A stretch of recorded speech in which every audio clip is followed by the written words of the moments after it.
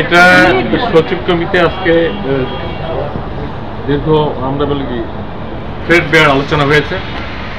এখানে আগে ছিল 700 টাকা পিএসসি, তারা প্রস্তাব করেছিল 350 টাকা, কিন্তু আজকে সচিব কমিটি এটা সিদ্ধান্ত নিয়েছে। সচিব কমিটির সিদ্ধান্ত পরে আপনার আইন আকারে হবে, সেটা হলো 200 টাকা।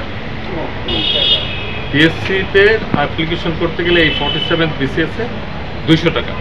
এবং আর একটা বিষয় ছিল, আমরা হয়তো মনে করেছিলাম যে এটা কম না। যারা আমাদের ট্রিপল প্রতিবন্ধী ছিলেন এদের আলাদা একটা ছিল 100 টাকা, সেটা কমিয়ে 50।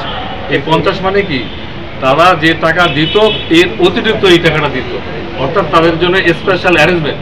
আজকে থেকে এই অতিরিক্ত টাকাটাও দেওয়া হবে না, এটা ফ্ল্যাট রেট।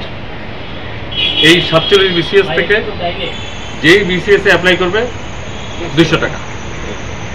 আর ফাইন্যান্স মিনিস্ট্রির মাধ্যমে আরেকটা আদেশ জারি হচ্ছে, ব্যাংক, বিমা, ইন্স্যুরেন্স, আধা সরকারি, আমরা যেটাকে বলি এক্সটেনশন অফ দ্য গভর্নমেন্ট, এরকম যে কোনো প্রতিষ্ঠানে চাকরির আবেদন ফি সর্বোচ্চ 200 টাকা। এখন অনেক ব্যাংক বিমাতে এরকম বড় বড় হাইফাইতে আছে 1500 টাকা, 2000 টাকা পর্যন্ত অ্যাডমিশন ফি নেয়। চাকরি হয় 2 জনের, হয়তো 200 লোক অ্যাপ্লাই করে, আমি 1000 গেলাম না, ওই সময় থেকে কমই করে।